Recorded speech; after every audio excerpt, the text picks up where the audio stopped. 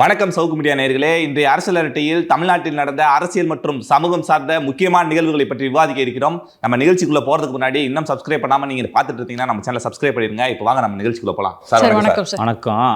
எவ்வளோப்பா இருக்கு? எவ்வளோ வந்திருக்கு? 7,000 சப்ஸ்கிரைபர் மட்டும் தான் இன்னும் வந்துச்சுன்னா 5 லட்சத்தை நம்ம அடிச்சு. நன்றி சொல்லு இது வரைக்கும் பண்ணதுக்கலாம். இது வரைக்கும் நீங்க அளித்த ஆதரவுக்கு மனமார்ந்த நன்றியை தெரிவித்துக் கொள்கிறோம். இப்போ வாங்க நம்ம நிகழ்ச்சிக்குள்ள போயிடலாம். நேற்று ரொம்ப அவசரமாக நேற்று சீக்கிரமாக கிளம்பி போனீங்க. மாடு மேய்க்க தானே போனேன் சார். நான் ஒரு அகரம் ப்ரோக்ராம் போய்க்கிறேன். ரைட்டு. அகரம் எப்படி நடந்துச்சு அந்த நிகழ்ச்சி? நல்லா இருந்துச்சு சார். என்ன நிகழ்ச்சி அது? 15 வருஷம் ஆயிடுச்சு சார். அகரம் அந்த ஃபவுண்டேஷன் தொடங்கப்பட்டு 15 வருஷம் ஆயிடுச்சு.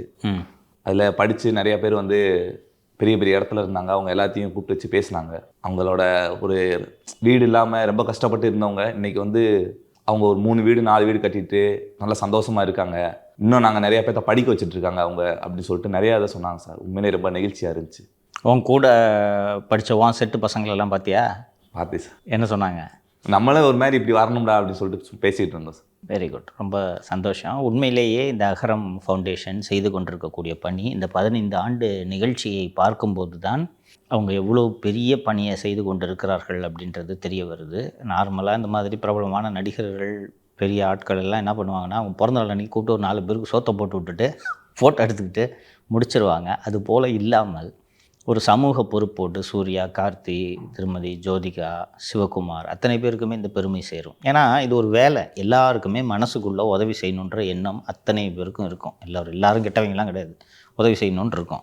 ஆனால் நம்ம உதவி செய்கிறோன்னு சொல்லிட்டு போய் யாருக்காவது கொடுத்தோன்னா அவன் நம்மளை ஏமாற்றி விட்டு சென்று விடக்கூடாது அப்படின்ற எண்ணம் பல பேருக்கு இருக்கும். அச்சம் இருக்கும் அவங்களுக்கு. அது நியாயமான அச்சம். இன்றைக்கி இருக்கிறதுல சும்மா வீட்டில் உட்காந்துருக்கவங்ககிட்டலாம் ஃபோன் பண்ணி டிஜிட்டல் அரெஸ்ட்டுன்னு சொல்லி பேங்க்கில் இருக்க அமௌண்ட் எல்லாம் உருவுறாங்க. அப்படி இருக்கும்போது ஏழை கிழன்னு சொல்லிட்டு அவனாவது ஃப்ராடுகார பயலுக்கு உதவி செஞ்சிட போகிறோன்ற அச்சம் இருக்கும். அவர்களை எல்லாம் இணைக்கும் ஒரு பாலமாக இந்த அகரம் ஃபவுண்டேஷன் இருக்குது. நீங்கள் எங்ககிட்ட நிதியை மட்டும் கொடுங்க, சரியான ஆட்களை தேர்ந்தெடுத்து நாங்கள் அவர்களுக்கு கல்வி உதவியும் வீடு கட்டி உதவியும் இது போன்ற விஷயங்கள் எல்லாம் செய்கிறோன்னு 15 வருஷம் ஆயிடுச்சு. ஒரு பெரிய விஷயம். நீயே ஒரு வாழும் உதாரணம். நீ இப்போது உனக்கு கல்லூரி படிக்கிறதுக்கு சரியான நேரத்தில் உனக்கு உதவி கிடைக்காவிட்டால் நீ வேலைக்கு போயிருப்ப. வேலைக்கு கரெக்டாக ஃபீஸ் கட்ட முடிஞ்சிருக்காது. அம்மாவோட மில்லில் வேலை பார்த்து அம்மா கொடுக்குற சம்பளம் உன்னையும் உன் தம்பியும் படிக்க வைக்கிறதுக்கு போதுமானதாக இருக்காது. சரி குடும்பத்தை பார்ப்போம் அப்படின்ட்டு நீ வேலைக்கு போயிருப்ப. ஸோ இந்த ஃபவுண்டேஷன் உன்னை பின்னாடி இருந்து உந்தி தள்ளி இன்றைக்கி ஒரு பொசிஷனுக்கு நீ வந்துட்ட. ஒரு பட்டப்படிப்பை முடிச்சிட்ட. நம்ம நிறுவனத்தில் வேலை பார்க்குறேன், இல்லைனா வேறு ஒரு நிறுவனத்தில் வேலை பார்ப்பேன். ஸோ இந்த வகையில் அகரம் ஃபவுண்டேஷன் செய்து கொண்டிருக்கக்கூடிய அந்த பணி என்பது மிகவும் பாராட்டுதலுக்கு உரியது. அது இந்த நிகழ்ச்சியில் நான் பதிவு செய்யணுன்ட்டு நான் விரும்புகிறேன். எனக்கு வந்து இது சம்மந்தமாக ஒரு கேள்வி இருக்குது. நமக்கு வந்து இதை இப்போ வந்து மாணவர்களை வந்து தேர்ந்தெடுத்து ரொம்ப வறுமை கோட்டில் இருக்காங்கன்னா அவங்களை படிக்க வைக்கிறது ஒரு அரசாங்கத்தினுடைய கடமை. அதை வந்து நடிகர்கள் செய்கிறாங்க. அப்போ அரசாங்கம் வந்து சரியாக செயல்படுறது இல்லை. முக்கியமாக இந்த ஆளக்கூடிய ஆட்சியாளர்கள் சரியில்லையா அப்படின்ற ஒரு கேள்வி எனக்குள்ள தொடர்ந்து எழுந்துகிட்டே இருக்குது சார். இருக்குது. இதில் என்ன சிக்கல்னா தம்பி, எல்லாரையும் போய் அரசாங்கத்தால் தேடி பிடிச்சு செய்ய முடியாது. இந்த சமூகத்தை முன்னேற்றுவது அரசாங்கத்தின் பணி மட்டுமல்லவே. நீ கேட்குற கேள்வி தார்மீகமானது, நியாயமானது. கவர்மெண்ட் வேலை சார். ஏன் சார் ஒரு நடிகன் செய்யணும், ஏன் சார் ஒரு ப்ரைவேட் இன்ஸ்டியூஷன் செய்யணும் அப்படின்றது அரசாங்கத்தால் செய்ய முடியாத இடங்களில், வெளிச்சம் படாத இருட்டுகளில், பொந்துகளில் இருக்கக்கூடியவர்களை போய் தேடி எடுக்கிற வேலையை அரசாங்கம் மெனக்கிட்டு செய்யாது சார். எனக்கு வந்து நீங்கள் சொல்கிறது நான் ஏற்றுக்கிறேன். இருந்தாலும் ஒரு வரி விதிப்பில் மட்டும் உங்கள் மூலை முடுக்கில் இருக்க ஒரு கிராமத்துக்கு கூட போய் வரியை வசூல் பண்ண முடியும் இந்த அரசாங்கத்தால். எதற்காக ஒரு மக்களுக்கு இப்படி கஷ்டப்படுற மாணவர்களுக்கு உதவி பண்ண முடியல? அதெல்லாம் சரி பண்ணுறதுக்கு தான் நாம உட்காந்து தொடர்ந்து பேசிகிட்டு இருக்கோம். ரைட்டா? ஸோ இந்த மாதிரி நேரத்தில் எங்கெங்கே கேப்ஸ் இருக்கோ அந்த கேப்ஸை சமூகத்தில் பொறுப்பு உள்ள சூர்யா, கார்த்தி போன்றவர் போய் ஃபில்லப் பண்ணுறது சொசைட்டி மேலும் செம்மையாவதற்கு இது உதவுகிறது. அந்த வகையில் அவர்களுக்கு நாம் பாராட்டுதலை, வாழ்த்துக்களையும் தெரிவித்துக் கொள்கிறோம். சார், எப்பவுமே எனக்கு இந்த சூர்யா அவர்கள் பற்றி யோசிக்கும் போது என்ன தோணுன்னா அவங்க சமூகத்தில் ஒரு அமைதியான புரட்சியை பண்ணிட்டு இருக்காங்களோ அப்படின்னு தோணும். திரு கார்த்திக் நேற்று பேசும்போது என்ன சொல்கிறாருன்னா, எங்களுக்கு 1,00,000 அப்ளிகேஷன்ஸ் வந்தது, 15,000 பேரை தான் எங்களால் ஹெல்ப் பண்ண முடிஞ்சுது.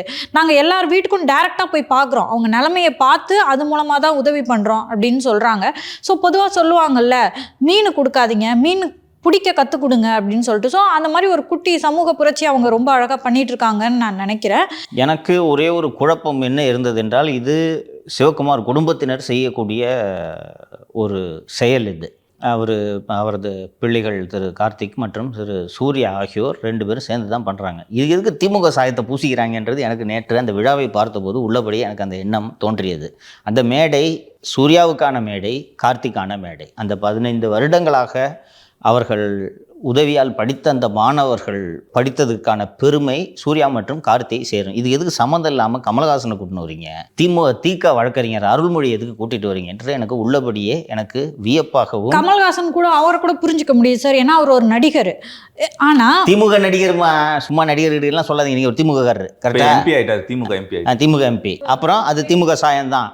அருள்மொழியை கூப்பிடுறீங்க, அருள்மொழி மேடையில் வந்து நீங்கள்லாம் படித்ததுக்கு காரணம் பெரியார் அப்படின்றாங்க. நான் பெரியாரோட சமூகத்தில் பெரியாருடைய பங்களிப்பை நான் மறுக்கவில்லை. பெரியார் அவரோட சொத்தெல்லாம் சமூகத்துக்கு பயன்படுத்தணும்னு எழுதிட்டு இருக்காரு. அகரம் ஃபவுண்டேஷன் செய்கிற மாதிரி நீங்கள் அந்த இதை வச்சு ஏன் படிக்க வைக்கல? எல்லா சொத்தும் வீரமணி அவர்கிட்ட போய் சேர்ந்துருச்சு. பெரியார் மணியம்மை காலேஜ்னு கட்டி அதில் வியாபாரம் பார்த்துட்டு இருக்கீங்க. பெரியாரோட புத்தகங்களை கூட நீங்கள் நாட்டுடைமை ஆக்குறதுக்கு இன்னைக்கு வரைக்கும் நீங்கள் மறுத்துக்கிட்டு இருக்கீங்க. காசு கொடுத்து தான் போய் வாங்கணும்.